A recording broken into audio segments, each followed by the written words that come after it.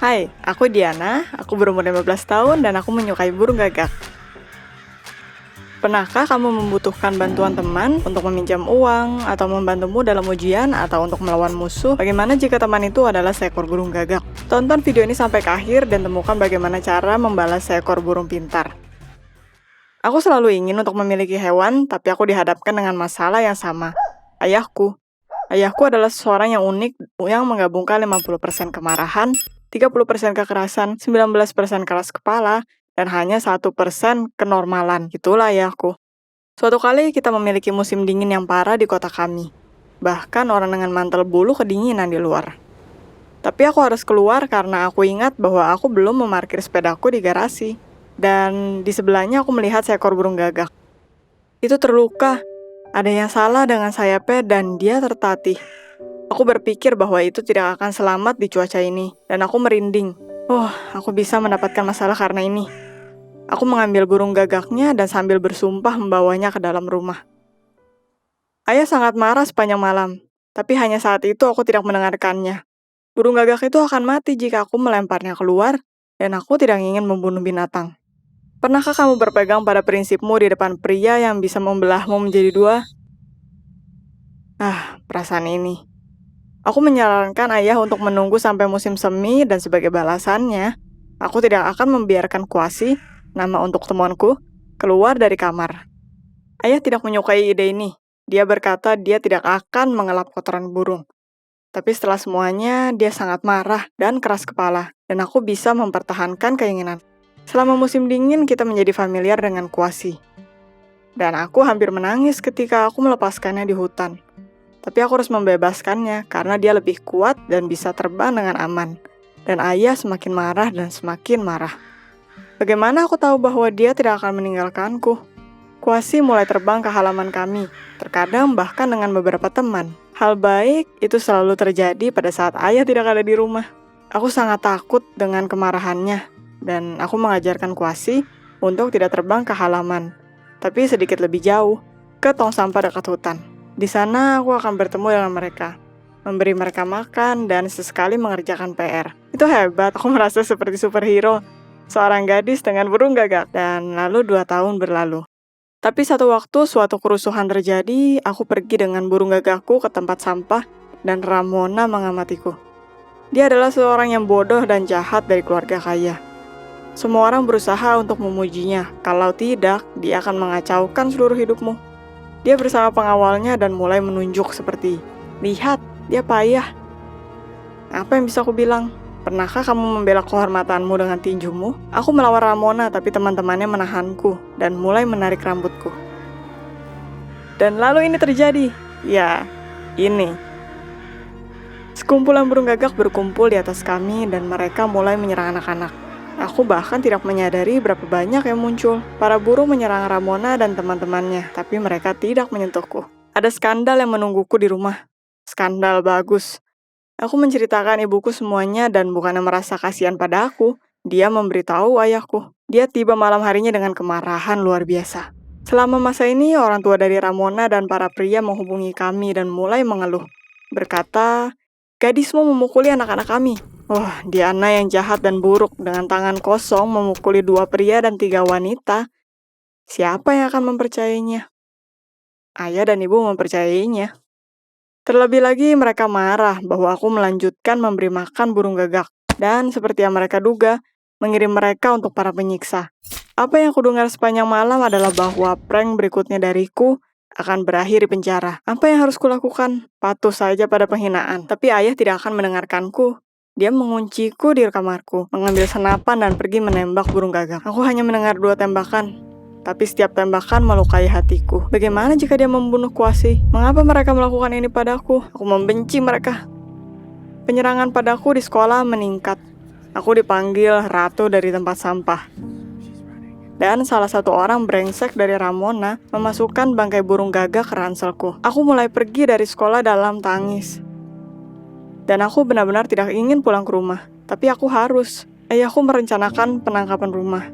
Ya, sehingga ibuku dengan segera menjemputku dari sekolah dan tidak membiarkanku ada di jalan nantinya. Aku marah. Mereka membuatku gila.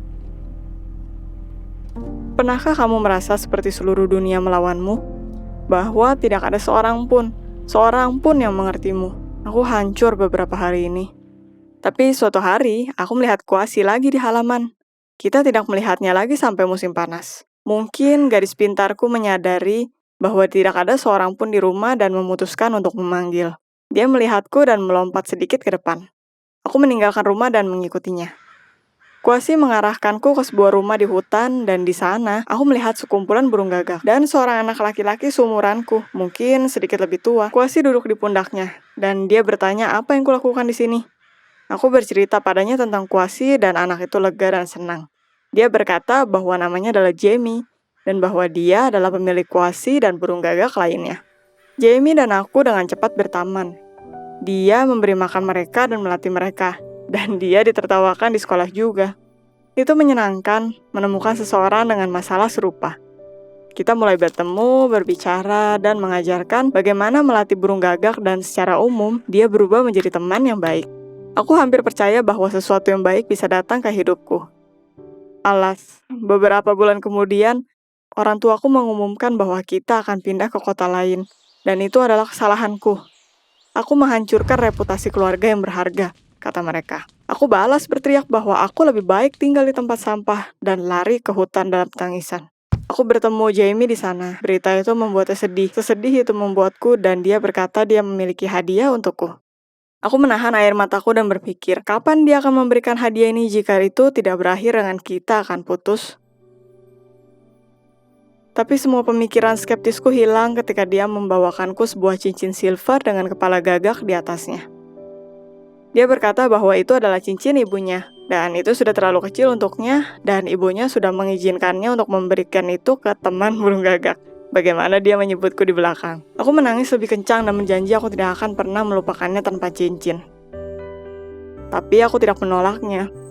Dengan alasan yang sama, aku rasa aku harus menyimpannya. Apa yang akan kamu lakukan jika orang tuamu secara drastis merubah hidupmu tanpa meminta persetujuanmu? Orang tuaku bukanlah teman sekelas. Kamu tidak bisa pergi dan melawan mereka begitu saja. Jadi mereka selalu berada di atas anak-anaknya. Aku membiarkan mereka pindah, tapi aku tidak membiarkan mereka mengambil burung gagak dan Jamie dari hatiku. Aku menunggu panggilan, menunggu surat, untuk apapun.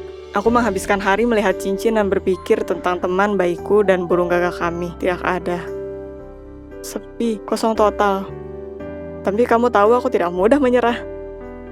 1 tahun kemudian aku datang ke kota ini ketika aku mulai liburanku. Seorang teman sekolah memberikan tumpangan, dan di hari pertama aku berkata padanya, "Oke, aku akan pergi ke Jamie." "Siapa?" tanyanya. Jamie, ada masalah apa?" Lucia ragu untuk beberapa saat, dan akhirnya memberitahuku hal yang sangat buruk. Setelahnya aku terjatuh ke sebuah kursi. Ternyata Jamie meninggal beberapa bulan setelah aku pergi. Dia memanjat ke atap untuk memperbaikinya dan mematahkan lehernya saat terjatuh. Ibunya meninggalkan kota karena dia tidak bisa tinggal di rumah yang mengingatkannya akan anaknya. Aku terdiam. Jadi itulah mengapa Jamie tidak menulisku.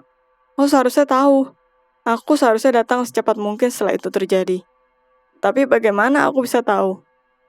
Aku menangis panjang sore dan malam. Dan keesokan paginya, aku mengendarai sepeda ke rumah yang ditinggalkan Jamie. Burung gagak masih bersarang di sana. Dan aku bersumpah padamu, mereka senang melihatku. Rumah itu hampir tidak terlihat di permukaan, dan mereka langsung bergegas menuju diriku. Mereka mengelilingiku dan bersuara kencang, seakan menanyakan kemana aku pergi selama ini. Aku melihat ke cincin, lalu ke langit, dan menyadari bahwa jika jiwa seseorang tidak pergi ke surga, maka itu akan menjadi burung. Dan mungkin Jamie, teman baikku, ada di antara burung gagak ini. Aku kembali ke rumah baruku, tapi aku tidak melupakan temanku. Aku bersikeras untuk menghubungi hidupku dengan burung, untuk mengenang Jamie. Belakangan, ibuku meminta maaf kepadaku untuk selama ini. Aku tidak tahu apa yang membuatnya berkata seperti itu, tapi aku berkata padanya tentang pergi liburan, dan untuk pertama kalinya dia bisa menangis dengan wajar. Dan ayahku, ya, aku yakin aku keras kepala sepertinya. Suatu hari dia akan berkata maaf padaku. Tapi aku tidak pikir untuk waktu yang lama. Apa kamu menyukai ceritaku? Maka peluk hewanmu. Like dan penonton lain akan melihatnya, dan jangan lupa untuk subscribe, jadi kamu tidak ketinggalan video baru.